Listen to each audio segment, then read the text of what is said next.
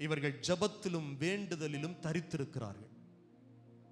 ஆண்டவராய் இயேசு உயிர்த்தெழுந்து அவர் பரலோகத்திற்கு போன பிறகு 40 நாள் தன்னை திருஷ்டாந்த உயிரோடு இருக்கிறவராய் காண்பித்து போன பிறகு ஏறக்குறைய 10 நாட்கள் ஜெபத்திலும் வேண்டுதலிலும் ஒரு மனதோடு தரித்திருக்கிறார்கள்.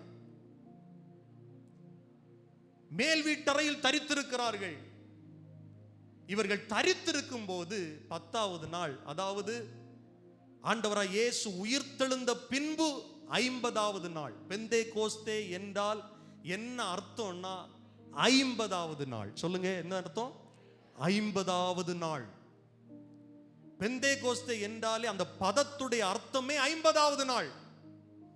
யூதர்கள் வழக்கத்தின்படி ஏற்கனவே கடைபிடித்துக் கொண்டிருந்த ஒரு பண்டிகையின் நாள். நான் ஏற்கனவே உங்களுக்கு சொன்னேன், யூதர்கள் இந்த பண்டிகை முடித்துதான் அவரவர் வீடுகளுக்கு புறப்பட்டு செல்லுவார்கள். அதுவரையிலும் எருசலேமில் தான் இருப்பார்கள். சரியாய் அந்த பண்டிகை வந்தபோது, அறுவடையின் பண்டிகை வந்தபோது, சேர்ப்பின் பண்டிகை வந்தபோது, வேதம் சொல்லுகிறது அப்போஸ்தலர் 2:1 பெந்தேகோஸ்தே என்னும் நாள் வந்தபோது. அப்போ அப்போஸ்தலர் 2வது அதிகாரத்தில் இந்த பெந்தேகோஸ்தே என்கிற பண்டிகை உருவாகவில்லை. இது பழைய ஏற்பாட்டு காலத்திலேயே யூதர்களால் கடைபிடிக்கப்பட்ட ஒரு பண்டிகை. அந்த பண்டிகை வந்தபோது அவர்கள் எல்லாரும் ஒருமனப்பட்டு ஓரிடத்தில் வந்திருந்தார்கள். எவர்கள் எல்லாரும்? நான் உங்களுக்கு சொன்னேன், அப்போஸ்தலர்கள், இயேசுவின் தாயாகிய மரியாள், சகோதரர் இயேசுடைய சகோதரர்கள், இன்னும் இயேசுவை விசுவாசித்த ஸ்திரீகள், ஏறக்குறைய 120 பேர் ஒரு மனதோடு எதற்காக காத்திருக்கிறார்கள் என்றால், கர்த்தருடைய வார்த்தை நிறைவேற, இயேசுடைய வாயினால் சொல்லப்பட்ட வாக்குத்தத்தம் நிறைவேற, இயேசுடைய வாயினால் சொல்லப்பட்ட பரிசுத்த ஆவியானவரை குறித்த வாக்குத்தத்தம் நிறைவேற ஒரு மனதோடு காத்திருந்தார்கள். அவங்களுக்கு வேற எந்த நினைவும் இல்லை. வெளியில பயங்கரமான செலிப்ரேஷன், வெளியில பண்டிகை கொண்டாட்டங்கள் பயங்கரமா நடந்துட்டு இருக்கு. ஏன்னா வழக்கமா ஆண்டுதோறும் நடைபெற்று கொண்டிருக்கிற பண்டிகையின் காலம் அது, பண்டிகையின் நாட்கள் அது. ஆனா இந்த 120 பேர் மட்டும்தான் வெளியே எங்கேயுமே போகாம இயேசு சொன்ன வார்த்தைக்கு கீழ்ப்படிந்து, அந்த வாக்குத்தத்தம் எங்கள் வாழ்க்கையில் நிறைவேற வேண்டுமே என்று ஒரு மனதோடு தேவனுடைய சமூகத்தில் மேல் வீட்டறையில் அவர்கள் காத்திருந்தார்கள், ஒரு மனப்பட்டு கூடியிருந்தார்கள். சரியா கர்த்தர் சொன்ன வாக்குத்தத்தம் யூதர்களுடைய பண்டிகையான அந்த பெந்தேகோஸ்தே நாளில் நிறைவேறுகிறது. 2வது வசனம் சொல்லுகிறது, அப்பொழுது பலத்த காற்று அடிக்கிற முழக்கம் போல வானத்திலிருந்து சடுதியாய் ஒரு முழக்கம் உண்டாகி அவர்கள் உட்கார்ந்திருந்த வீடு முழுவதையும் நிரப்பிற்று. அல்லேலூயா. நீங்கள் ஒரு மனதோடு, நீங்கள் குடும்பத்தாராக இல்லைன்னா நம்ம சபை கூடி வரும்போது ஒரு மனதோடு நம்ம காத்திருந்தோம்னா, உன்னதத்திலிருந்து வருகிற நிரப்பப்படுகிற வல்லமையினால் நாம் ஒவ்வொருவரும் நிரப்பப்படுவது அதிக நிச்சயம். ஆமே. நீங்க வீட்டில் கூடி ஜபிக்கும் போது ஒரு மனம் ரொம்ப முக்கியம். பாருங்க, இந்த ஒரு மனதை கெடுக்கிறது தான் பிசாசுடைய தந்திரம். கணவன் ஒரு சைடு, மனைவி ஒரு சைடு, பிள்ளைகள் ஒரு சைடு இருக்கக்கூடாது. சபையாக இருந்தாலும் நம்ம எந்த நோக்கத்தோடு இந்த சர்ச்சுக்கு வரோம்? கர்த்தரை ஆராதிக்க வேண்டும், அந்த ஒரே மனம், ஜபிக்க வேண்டும், அந்த ஒரே சிந்தை. 2 மணி நேரம் ஆராதனையா, வேற எந்த கவனத்திற்கும் சிதற விடாமல் ஒரே மனதோடு கர்த்தருடைய வார்த்தையை கேட்கும் போது, கர்த்தர் என்னோடு பேசுகிறார், ஆவியானவர் என்னோடு பேசுகிறார், அந்த ஒரே சிந்தை இருக்கும் என்றால் சபை வல்லமையினால் நிரப்பப்படும், உன்னதத்திலிருந்து வருகிற பலத்தினால் நிரப்பப்படும். அவர்கள் உட்கார்ந்திருந்த வீடு முழுவதையும் நிரப்பிற்று. அங்கிருந்த ஒருத்தர் கூட மிஸ் ஆகல, அத்தனை பேரை நிரப்பிற்று. இன்னும் சில சம்பவங்கள் நடக்கிறது. 3வது வசனம் சொல்லுகிற, அல்லாமலும் அக்கினிமயமான நாவுகள் போல பிரிந்திருக்கும் நாவுகள் அவர்களுக்கு காணப்பட்டு அவர்கள் ஒவ்வொருவர் மேலும் வந்து அமர்ந்தது. அவங்க பார்க்கிறாங்க, அத்தனை பேரும் பார்க்கத்தக்கதாக அக்கினிமயமான நாவுகள் அவர்கள் மேலே வந்து அமர்ந்தது. இது ஏதோ ஒரு உணர்ச்சி வசப்படுற காரியம் இல்லை, இது உண்மையிலே நடந்த சம்பவம், வேதம் பதிவு செய்கிறது. அதற்கு நாம் பின்னால சொல்லும்போது உங்களுக்கு புரியும் எத்தனை பேர் அதை பார்த்தார்கள், எத்தனை பேர் இந்த சத்தத்தை கேட்டாங்க. வானத்திலிருந்து வந்த அந்த சத்தம், பலத்த காற்று அடிக்கிறது போல் அந்த முழக்கம், சடுதியாய் தோன்றின அந்த சத்தம், எத்தனை பேர் கேட்டார்கள்? நான் சொல்லுவேன் பாருங்க. 4வது வசனம் சொல்லுது, அவர்கள் எல்லாரும் பரிசுத்த ஆவியினாலே நிரப்பப்பட்டார்கள். அல்லேலூயா.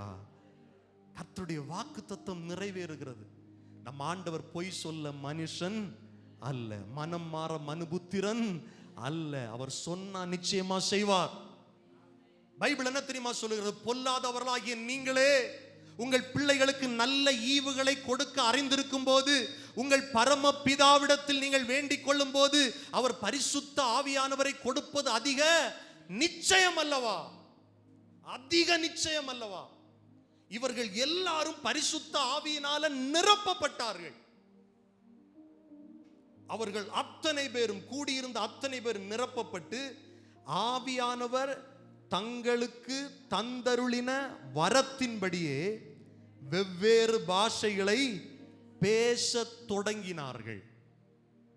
ஆவியானவர் ஏன் நமக்குள்ள வர்றாருன்னா ரொம்ப முக்கியம் பாருங்க. ஆவியின் வரங்களை தருவதற்காக.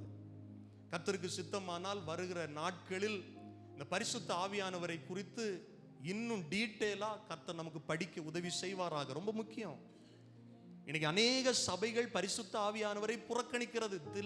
சில துர்போதனையாளர்கள் பரிசுத்த ஆவியானவரை குறித்து அது ஜஸ்ட் ஒரு வல்லமை தான் அப்படின்னு நினைக்கிறாங்க. அது கர்த்தருடைய வல்லமை, ஆள் தத்துவம் இல்லைன்னு நினைக்கிறாங்க. இல்ல, திருத்துவத்தின் 3ஆம் நபர் அவர். உலக தோற்றத்திற்கு முன்பாகவே இருக்கிறார். நீங்க படைப்பில கூட அவரை பார்க்க முடியும். ஆவியானவர் ஜலத்தின் மேல் அசைவாடி கொண்டிருந்தார்.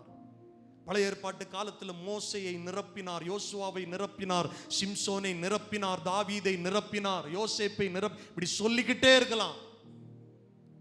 அந்த கர்த்தருடைய ஆவியானவர் இயேசுவை விசுவாசிக்கிற ஒவ்வொருவரையும் நிரப்புகிறார் இந்த புதிய ஏற்பாட்டு திருச்சபை காலத்தில். அதற்கு முதல் அடையாளம் தான் பெந்தேகோஸ்தே நாளில் வெளிப்பட்டது. அத்தனை பேரும் பார்க்கிறார்கள். 5வது வசனம் பாருங்க. யாரெல்லாம் இதை கேட்டார்கள் என்று எழுதப்பட்டிருக்கிறது. வானத்தின் கீழ் இருக்கிற சகல தேசத்தாரிலும் இருந்து வந்த தேவ பக்தியுள்ள யூதர்கள் அப்பொழுது எருசலேமிலே வாசம் பண்ணினார்கள். இதை குறித்து நான் முன்னால பேசினேன். உலகத்துல எந்த தேசத்துல இருந்தாலும் யூதர்களா இருந்தா இந்த பண்டிகை நாட்களில் எங்க வந்துருவாங்க? எருசலேமுக்கு வந்துருவாங்க. ஏன்னா அவருடைய முக்கியமான பண்டிகை அதான். அந்த பெந்தேகோஸ்தே பண்டிகையின் முக்கியத்துவத்தை நான் திரும்ப திரும்ப பேசிக்கிட்டே இருக்கிறேன். இது ஏதோ ஒரு குறிப்பிட்ட சபை பிரிவினருக்காக உருவாக்கப்பட்ட வார்த்தை அல்ல. ஆமென், அல்லேலூயா. பஸ்கா பண்டிகை தான் அவருடைய பிரதான பண்டிகை. ஆனா அதை முடிச்சிட்டு வீட்டுக்கு போக மாட்டாங்க. அது முடிந்து அந்த முதற் பலனை கொடுக்கிற அந்த பண்டிகை முடிந்து சரியா 50வது நாள் இந்த பெந்தேகோஸ்தே பண்டிகையும் அனுசரித்து விட்டு தான் அவர்கள் போவார்கள். பைபிள் தெளிவா எவ்வளவு அழகா ரெக்கார்ட் பண்ணியிருக்கு பாருங்க. வானத்தின் கீழ் இருக்கிற சகல தேசத்திலும் இருந்து வந்த யூதர்கள் அனைவரும் எருசலேமிலே வாசம் பண்ணினார்கள். 6வது வசனம். அந்த சத்தம் உண்டான போது, எந்த சத்தம் உண்டான போது? 120 பேர் கூடியிருந்த போது அந்த இடம் வல்லமையினால் நிரப்பப்பட்டதே. பலத்த காற்று அடிக்கிறது போல, முழக்கம் போல வானத்திலிருந்து சடுதியா ஒரு சத்தம் உண்டானதே. அந்த சத்தத்தை 120 பேர் மட்டும் இல்ல, எருசலேமில் வாசம் பண்ணின அத்தனை பேரும் கேட்டார்கள். அத்தனை பேரும் கேட்டார்கள். அல்லேலூயா. அந்த சத்தம் உண்டான போது திரளான ஜனங்கள் கூடி வந்து தங்கள் தங்கள் பாஷையிலே அவர்கள் பேசுகிறதை அவர்கள் கேட்டபடியினாலே கலக்கமடைந்தார்கள். இது என்னடா, நாம் பேசுற பாஷை இவங்க பேசுறாங்க, அவங்களுக்கு தெரியாத பாஷையை பேசுறாங்க. இதெல்லாம் கர்த்தர் அன்னைக்கு ஏன் செஞ்சாருன்னா, கர்த்தருடைய ஆவியானவர் வருகிற அடையாளத்தை அங்கிருந்த யூத மக்கள் கண்டுகொள்ளும்படியாக. ஆமென், ஹல்லேலூயா. கலக்கம் அடைந்தார்கள். 7வது வசனம், எல்லாரும் பிரமித்தார்கள், ஆச்சரியப்பட்டார்கள், ஒருவரை ஒருவர் பார்த்து, இதோ பேசுகிற இவர்கள் எல்லாரும் கலிலேயர் அல்லவா? இவர்களுக்கு இந்த லாங்குவேஜ் தெரியாதே, நாம பேசுற இந்த லாங்குவேஜ் தெரியாதே, இவர்கள் கல்லாதவர்கள் அல்லவா, கலிலேயர்கள் அல்லவா, இவங்க ஊர்ல இருந்து வந்திருக்கிறாங்க, இவர்கள் எருசலேமை சார்ந்தவர்களும் அல்லவே, கலிலேயர்கள் அல்லவா என்று கண்டு கொள்ளுகிறார்கள். அப்படி இருக்க நம்மில் அவர்களுடைய ஜென்ம பாஷைகளிலே இவர்கள் பேச கேட்கிறோமே, இது எப்படி? 9வது வசனம் பாருங்க. பார்த்தரும் மேதரும் எலாமீத்தரும் மெசபொத்தோமியா யூதேயா கப்பத்தோக்கியா பொந்து ஆசியா பிரிகியா, எவ்வளவு இடம் பாருங்க, பாம்பிலியா எகிப்து என்னும் தேசத்தார்களும் சிரேனே பட்டணத்தை சுற்றி இருக்கிற லீபியாவின் திசைகளிலே குடியிருக்கிறவர்களும் இங்கே சஞ்சரிக்கிற ரோமாபுரியரும் யூதரும் யூத மார்க்கத்தில் அமைந்தவர்களும் போய்கிட்டே இருக்கு, கிரேத்தரும் அரபியருமாகிய நாம் நம்முடைய பாஷைகளிலே இவர்கள் தேவனுடைய மகத்துவங்களை பேச கேட்கிறோமே என்கிறார்கள். ஹல்லேலூயா. எத்தனை இடத்திலிருந்து வந்தாங்க, எல்லாரும் பார்க்கறாங்க, எங்க பாஷையில பேசுறாங்க, எங்க பாஷையில பேசுறாங்க, ஆச்சரியப்படுறாங்க, பிரமிக்கிறாங்க, சிலர் திகில் அடைகிறாங்க, சிலர் பயப்படுறாங்க. இது என்ன ரொம்ப பெரிய ஆச்சரியமா இருக்கு. 12வது வசனம், எல்லாரும் பிரமித்து சந்தேகப்பட்டு. பிரமித்து என்ன வந்துருச்சு இப்போ? இன்னைக்கு நிறைய பேருக்கு ஆவியானவரை பத்தி சந்தேகம் இயல்புதான். நல்ல கவனிங்க, நம்ம தெய்வத்தை குறித்து சரிவர அறிந்து கொள்ள மனுஷனுடைய இந்த சின்ன மூளை பத்தாது. வானம் கொள்ளாதவர், வானம் எனக்கு சிங்காசனம் பூமி எனக்கு பாதபீடம் என்று சொன்ன தகப்பன் அவர் பெரியவர். அவரை அறிந்து கொள்றதுக்கு நீ பெரிய விஞ்ஞானியா இருக்கலாம், அறிவாளியா இருக்கலாம், கர்த்தருடைய ஆவியானுடைய துணை இல்லைன்னா உங்களால புரிந்து கொள்ளவே முடியாது. ஏன்னா பைபிள் சொல்லுது, வேத வாக்கியங்கள் எல்லாம் கர்த்தருடைய ஆவியினால் எழுதப்பட்டிருக்கிறது. ஆவியின் நிறைவு ஒரு மனுஷனுக்குள்ள இல்லைன்னா உனக்கு சந்தேகம் தான் வரும். இயேசுடைய பிறப்பு குறித்து சந்தேகம் வரும், அவருடைய வாழ்க்கை குறித்த சந்தேகம் வரும், அவருடைய மரணத்தை குறித்து சந்தேகம் வரும், உயிர்ப்பை குறித்து சந்தேகம் வரும், அவர் திரும்ப வருவதை குறித்த சந்தேகம் வரும்.